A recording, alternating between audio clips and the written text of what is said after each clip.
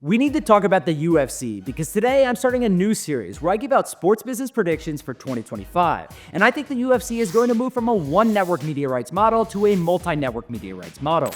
So after spending the last few years building up ESPN+, the UFC is severely undervalued and one of the few major sports properties scheduled to hit the market over the next few years.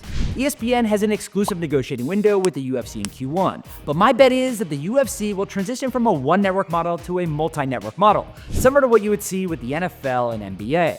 ESPN will probably keep most of the rights as they launch their new flagship streaming service, but don't be surprised if Netflix gets involved too. Remember, Netflix is paying $5 billion for the rights to WWE's Monday Night Raw, a company also owned by UFC's parent company, TKO. And an annual event at the Las Vegas Sphere would generate a ton of buzz and fit perfectly into Netflix's premium live event strategy.